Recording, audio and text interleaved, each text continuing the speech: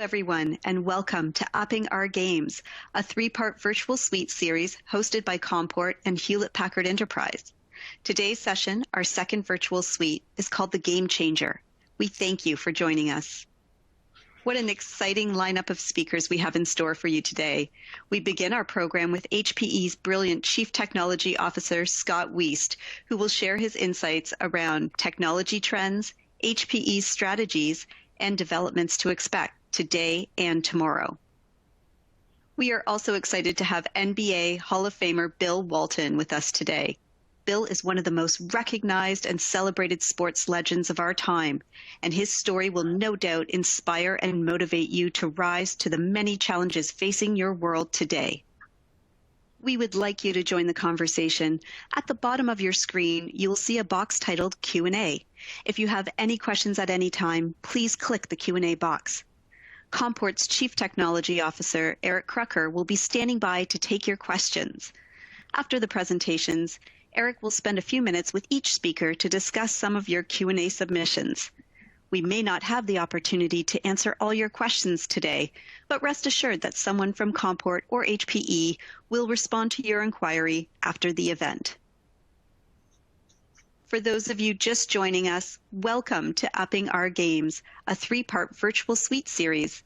Today's session is The Game Changer, featuring HPE Chief Technology Officer Scott Wiest and Bill Walton, Hall of Fame NBA player. And now I'd like to introduce you to our host, the founder and CEO of Comport, Jack Margosian. Good morning and welcome to the second virtual suite in Comport's Upping Our Game series. In the past years, we'd be together in my suite in Las Vegas for HPE Discover. We've been enjoying the beautiful 100+ degree dry heat that Las Vegas has to offer. We'd also be introducing you to HPE executives and hearing what's new, meeting our peers, and discussing your IT challenges. We're keeping our suite tradition alive, but this year we're together virtually. Last week, we had an awesome first session with HPE's CEO, Antonio Neri, kicking it off, speaking about what's new at HP and the business and social challenges that we all need to address. Then our very own president, Mike Wenzel, updated our customers about Comport and Comport Secure, our cloud and managed services division. HPE Discover has been great. A highlight was HPE GreenLake's new as-a-service offerings that are like public cloud, but for on-premise, colos, or the edge. They can be used for VMs, storage, compute, data protection, networking, container management, and machine learning operations. Today, our suite is called The Game Changer, which is exactly what Scott Wiest does as HPE's Chief Technology Officer for the Americas. Scott has been in our suite before, and he's back by popular demand. Scott has a really good line of sight into what's going on. He advises customers on their 2 to 5 year roadmaps, works with HPE's R&D teams and solution launch teams, and with partners like Comport. He leads a team of chief and senior technologists, business transformation experts that span multiple vertical industries and areas of expertise. As a result of COVID, I know a lot of you are taking a fresh look at your strategies, projects, and plans, and some will need to be revised, and we will all need to up our game. So this is a timely discussion. Remember that Scott will be taking questions at the end, so send them into the Q&A box. Scott, welcome back to Comport Suite. Thank you, Jack, and good morning, everyone. Just give me 1 second. I'm switching over for a little bit of a share here. Again, good morning, everyone, and thanks for having me. And I apologize I can't be with everybody live, as Jack said, in the suite in Las Vegas, kind of having more intimate dialogue. But as Jack said, I spend all my time with clients like yourself across every vertical industry, helping folks, achieve their near-term goals, but also achieve their 2 to 5 year strategy, because there's a lot on the horizon. So just for a little bit of framing this morning, I want to go through a couple that have been top of mind. I mean, I think we all know that folks had a lot of remote worker initiatives that took precedent over any other in-flight initiatives going on in their enterprises. And then now we've sort of got back to work things. So setting that aside, what we're seeing is all the conversations I'm having across every industry is, how do I get back to the initiatives that I need to address, make me more competitive, not be disrupted, be the disruptor, et cetera? And how do I bring that back into focus, as Jack said? So a lot of meetings I'm having are around building that 2 to 5 year digital transformation or digital renovation blueprint. And a lot of it is this changing world, as we've seen, where everything and everyone is connected, a lot of security focus for folks. And then I think you hear, and if you listen to Antonio's discussion in the part 1 of the series, data has become the new currency, or as I actually like to tell folks, time is also the new currency for a lot of organizations. And so we're just speaking to that a little bit today. So what's very, I guess, great for all of us is we're entering an era of unparalleled opportunity around innovation, transformation, and disruption. And disruption can be positive and negative, right? There can be technology disruption, there can be business disruption or industry disruption. And we're all trying to transform. And that's become the heart of everyone's conversation when you think about things like hybrid and as-a-service consumption, as Jack mentioned in some of our announcements at Virtual Discover. We think about things like moving to an agile enterprise, or having data-driven initiatives, or even, adopting software-defined capabilities, moving away from hardware-defined slower capabilities. So a really kind of great time to be in the space. We're also emerging on some technology innovation that's going to simplify all of our worlds. So just looking a bit at some cross-industry compelling trends, I think this is never more true than just now, as we've talked to a lot of clients. In fact, we did a customer outreach in partnership with Comport and some of our other partners where we called 68,000 customers in the 3-hour period and just said, how can we help? And we learned a lot in those moments around what folks' near-term strategies were and how we needed to formulate our long-term strategy to solution for you. And, that kind of led us to believe that our foundational thinking around hybrid was real. Folks are developing a hybrid strategy. This platform as a service edge to cloud experience has become really important. I think everyone knows data is a gravitational force and has become the new currency. It is all about workloads optimization and shifting to the edge, as well as vertical integration by industry. That's going on in a big way. There's disruptive technology on the rise, and folks have a lot of angst over on what do I do with containers, et cetera. And then should I consume IT in a consumption method versus a traditional? So lots of different things going on. There's a lot of intersects there. So as we kind of move forward, I've defined some foundational principles of what the enterprise of the future looks like. And, in our view of it, it's edge-centric, cloud-enabled, and data-driven. And this is a very, very high level, right? There's a lot of pillars under this that if you get into a digital innovation blueprint session with Comport, they would define for you those steps in that high-level strawman proposal to be able to drive your strategy forward.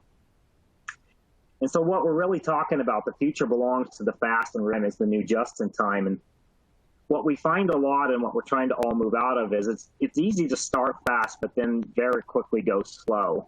So how does an organization start fast and stay fast?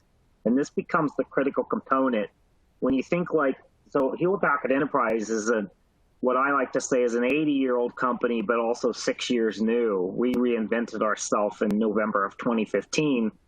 And what we had to do was think like a startup, and we're continuing to think like a startup. And I think that becomes the DNA of all organizations. How do you take your legacy capabilities and use that to your advantage, but think like a startup and move faster than you have in the past? And I know that's easy to say and hard to accomplish, but it becomes the critical DNA to move forward. So that kind of speaks to this, right, of always on, always fast, always agile, and built for innovation. So we're going to talk a bit about innovation. This has become the main theme conversations for a lot of organizations. Everyone has innovation on their blueprint to some extent, but what does it mean and how do you digest it and how do you make it real and part of the lifeblood of an organization to be able to, move into a faster pace capability? And so that's also about defining what I mentioned a couple of times, is to move from digital transformation to a digital business. And do you have the steps in play to do that? These are the conversations that I'm having with lots of clients. And some of that is baby steps. Move from hardware defined to software defined, move from software defined to agile, provide unified data management all the way to a digital business. And that encompasses itself in a lot of smart initiatives. And when we talk about smart initiatives, we think about smart factory, smart hospital, smart college campus, smart airport, smart bank branch, et cetera. And so that becomes the foundation to drive a digital business. And at the end of that, the customer experience is the North Star. And so having a customer experience focus, not just a technology focus, not just an IT focus, some balance becomes critical. And this has been the conversation of late as folks have kind of moving past some of their, borrowed initiatives. And so this speaks to this very specifically. How do you move from delivery optimized to innovation optimizing and have this creative tension between it around the digital experience that you're trying to deliver depending on the industry you're in? And that obviously varies based on industry. And I speak to all, I'm dealing a lot with retail right now, a lot with hospital systems, a lot with consumer packaged goods, oil and gas, energy, fashion manufacturers, and everything in between. And you'll find the digital experience is maybe slightly different by industry, but these goals become really important. Okay, and so part of this is being driven by this. If you've been in IT a long time like I have, most of her career was focused on the left, systems of record. Your capacity plan for SAP or Oracle or electronic medical record systems like Epic, where now all the information and interaction is on the right. So how do I move an organization from focusing on everything on the left, where it's over provision meant for that peak moment of time, that quarterly close, to now move to this cloud operating model that's highly optimized, highly oversubscribed, with zero risk and has agile capabilities. And that's really what this shift is that's going on with this unparalleled creation of data and how do I get insights from the data. And so just focusing on three elements here, and we learned this in our transformation. I think you would know Hewlett Packard Enterprise is obviously a pretty world-class technology company, but it's simply not enough to focus just on technology. It has to be technology, people, and economics in equal measure, overlaid with a cloud operating model, defining the principles I described already, and build that blueprint so you can check yourself in year 1, year 2, year 3, year 4, and determine and have a deterministic way to see if those decisions still work. Do they work forward so you don't have to retool and start over? And retooling on technology is one thing, but I would tell you common themes for everyone right now I'm speaking to is how do I get out of technology drift and technology debt? And then as you move forward to people, in 2020, ROI is return on individual, not return on investment. How do I take my early career folks, my late career folks, put them together? I've moved my organization out of the silo-based thinking to move cloud-level thinking that balances the speed that's needed to transform the business, right? So that's a critical component. And then economics are always important, right? Cost always matters, but it's about value more than it is just acquisition. But at the same time, no organization ever tells me they want to introduce risk. I've never had a single organization tell me, make it perform worse, make it less available, and make it more risky. That simply doesn't exist. Those are known themes on how we need to transform the business. And so those three things in equal measure are critical. It also is about redefining experiences at the edge. So most organizations have sort of left the enterprise edge or their IoT edge in a separate chasm.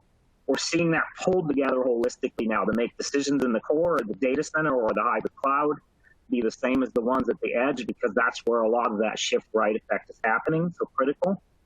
And so it's about achieving new insights, edge to cloud, right? And building this edge to cloud foundation.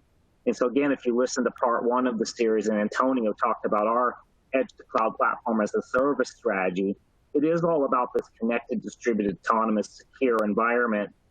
And our job and Comport's job together is to remove stuff out of your worry bucket to give you a simple, effortless IT button for the implementations you're working on. As a holistic goal, everyone wants to be out of the system integration business. There's just too much heavy lift. Our job is to make that really simple, so you're driving at workload optimized, outcome-based solutions, not technology-driven solutions. That's a big pivot in the industry right now. And we talked about this to some extent. So everyone has a cloud-first strategy for sure, right? So if we kind of go forward, cloud-first mandates with current on-prem or what we call any premise. How do I take cloud as a required part of every IT and build hybrid into the new normal in my strategy? I think this is critical. For a lot of folks, hybrid cloud is just meant soon from the three hyperscalers. They can only get so far, what we call the 18-month effect. How do you take the entangled mode 1 applications and still cloudify them in a way that gives you the agility to be able to move your business forward? Or am I stuck in parts of my business in a slow speed when I'm at a high speed in another and they're unbalanced? And so that balance is what's going on in all the conversations right now I'm speaking to. And some of it's these simple barriers, and these are obvious ones. I think folks worry about security. They worry about where the data sits, or how do I touch the data, the complexity, all the areas. Do I have the skills to be able to manage in this new space? And I think these are the biggest ones I hear all the time. And can I fund it, right? There's no money raining down from the board in most organizations. They have to find efficiency within. And then can the culture change enough to be at a cloud speed is the real question. And so that emerges to a model that I actually built called Tri-Mode around, if you think about mode 1 as hardware-defined friction-filled manual, mode 2 software-defined frictionless, mode 3 hybrid consumption between predictive supply and elastic supply. But more important, what gets forgot a lot, and these are what we call the day 2 conversations. It's easy to choose cloud for technology infrastructure as a service, but did you think about governance and finance and security and portfolio management and processes, all of the standard operating procedures that we've all run our applications and our business on for years have somewhat been shifted aside in the age of speed. And again, the 18-month effect, you have to come back to those and actually deal with them in a real way. And so building a tri-mode operating model day 1 allows you to make sure you don't have to retool that are very expensive and can be Wall Street moments. And so it's about service brokering for digital capabilities. And then so here's a typical example of an operational challenge that everyone in IT would deal with, right? Lots of silos for good reasons, for control, for capability, for uptime, for performance, for line of business, different operating windows around the world. How do I pull that together in a unified model where I don't have chaos anymore, and I've created a single environment that's cloud and agile? This is what Comport and HPE can do for you around this new emerging capability. This becomes your blueprint to drive change and provide unification and capability so you can move forward on both technology, people, and economics. So it's about driving a cloud experience. It's not just consuming public cloud. And so you get the win on all fronts, which is the critical component: simplification, cost reduction, control, speed, and agility. This is the metrics for everyone being measured against and why the transformations are going on in the industry. And then again, the last component here is unleashing the power of your data. So I'll give you a couple data points.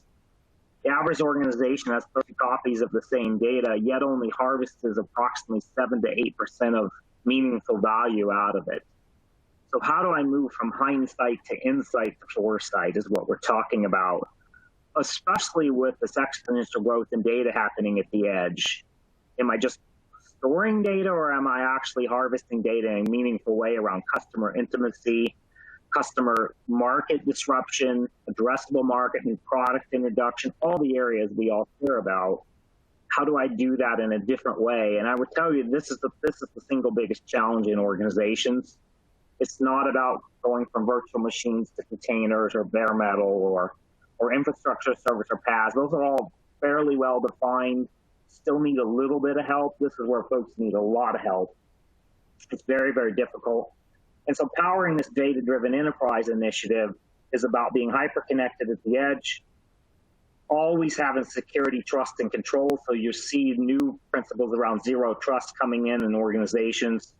Using AI, there's simply no way humans can deal with this level of capability. We need artificial intelligence applied to this data in order to sift through the mountains of it, and then all the way to be able to be composed for purpose on the fly.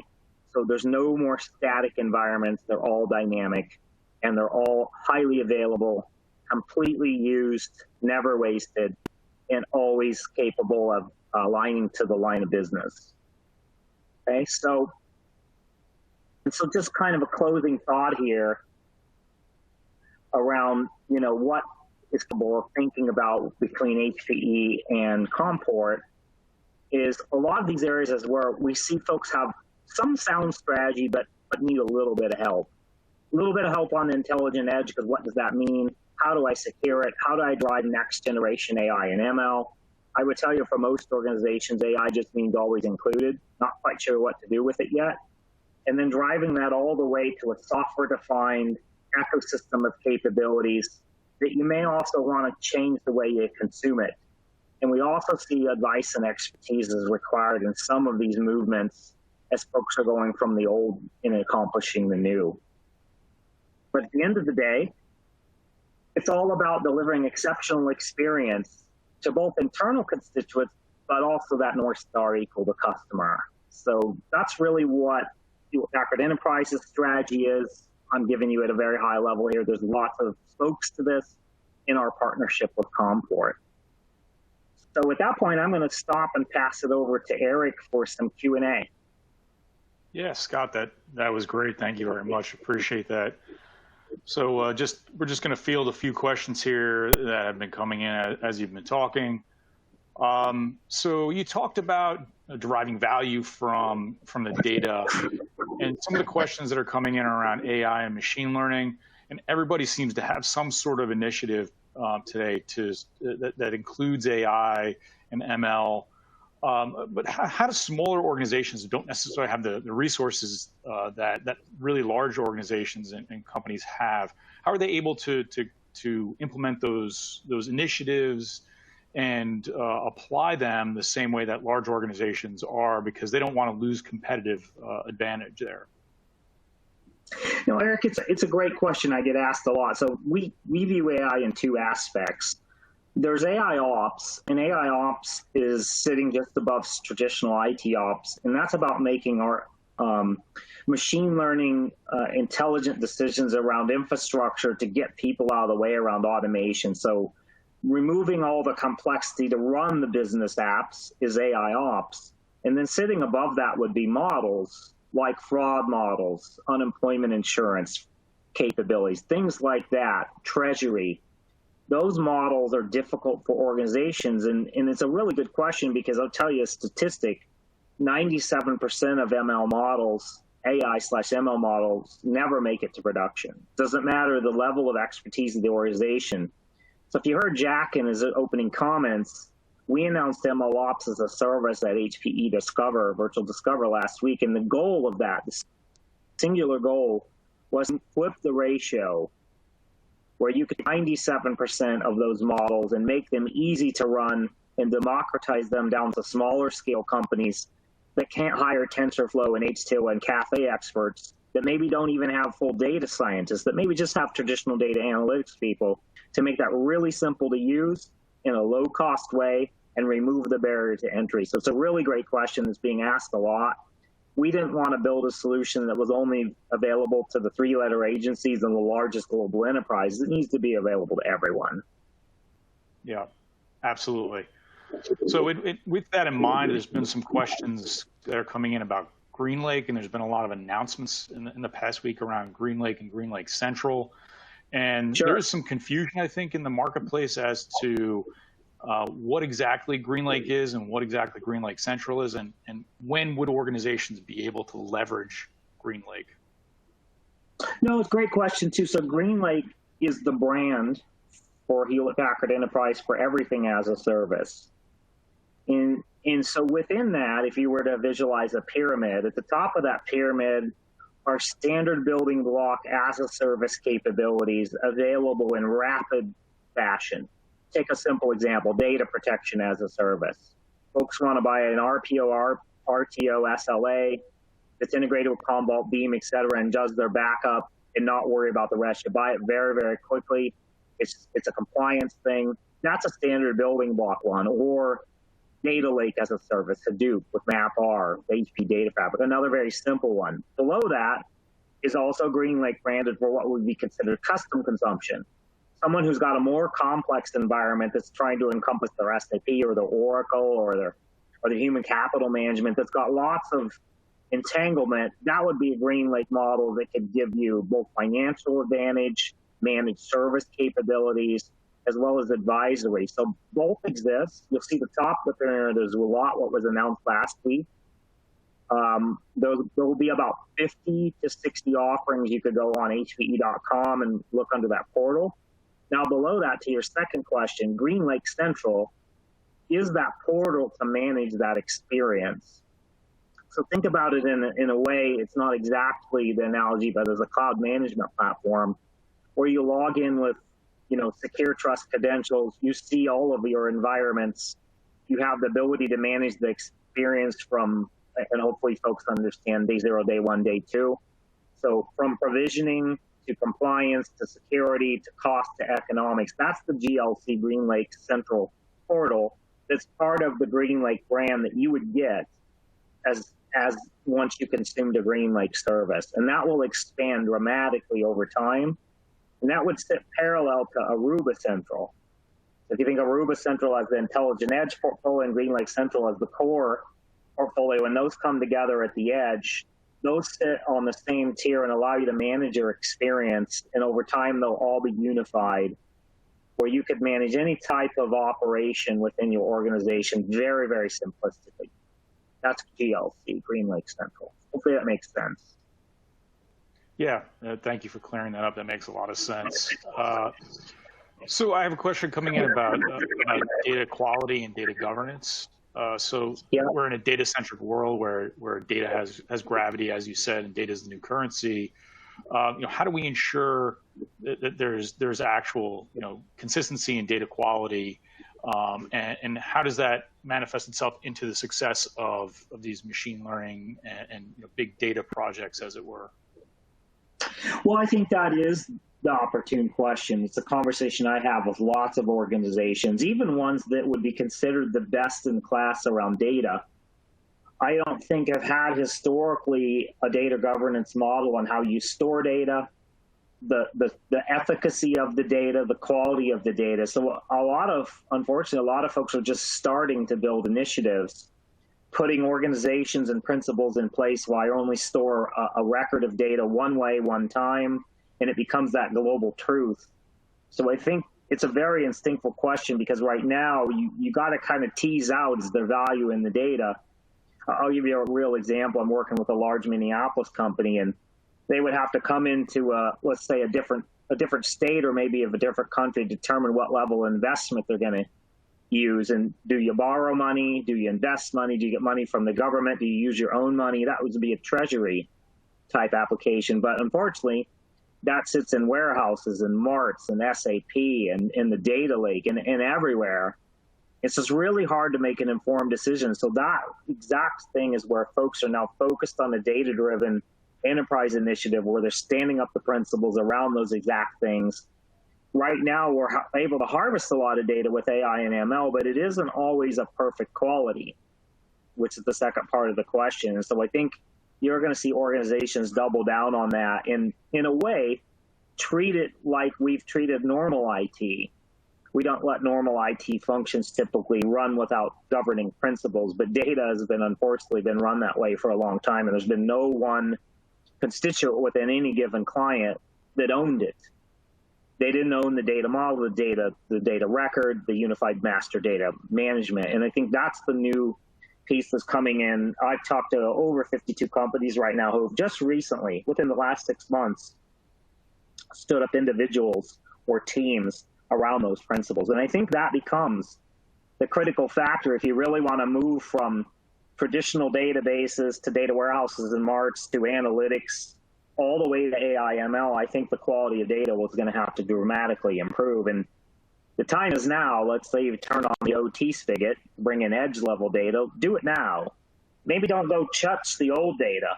Just let that fall off over time, and everything new, build the new principles around. And so we built a big practice around that so we can advise folks in concert with Comport on some of the best practices around how to start and move forward in a unified way. Yeah, that's great. So I think we have time for one last question here. Sure. So so IoT is huge right now, right? And a lot of people are saying that every day they have new devices coming into the network. It's hard to keep track of what they do have, and it's very difficult to potentially to secure these devices. They could be just open. They're not sure who's manufacturing them. Do you have any advice to those folks because of the onslaught of both the types of devices, the numbers of devices, and the data that's coming from these devices? Do you have any advice for folks about how they can secure them, what they can do about their data, and ensuring that it's secure and meets compliance? Yeah, so this has been a big initiative around our Intelligent Data Enterprise initiative for Edge, around defining the principles forward on how you deal with OT touching IT. And this has to do with global network designs. This has to do with zero trust models, onboarding of capabilities. The tough part is you can't go into like a manufacturing facility and go change the rules on what's already running. So you have to define a principle or a set of capabilities forward. How you onboard laptops, iPads, et cetera, it could be very, very different than how you onboard an OT device that, unfortunately, many of those are run off of old Windows code and things like that. So folks struggle. So we've got a whole team now working on the best practices and capabilities around this. And we have, I'd say, about 60% of it solved. And you're going to see that be just like we talked about with data, a topic of conversation as folks have really embraced OT. What do I do about it in a secure way? Because there's no way I can have an OT device flooding my IT network and have some level of breach, but it is what keeps people up at night. I'd love to say there's one single easy button to do that, but it's not that simple. But it is top of mind for everybody in the industry right now. How do I build that framework? You're seeing things like bridges, secure bridges, that zero trust model that the OT devices have to then come through. So you can have, perimeter defense was always the way security started. Then you move to zero trust, and you have onboarding policy.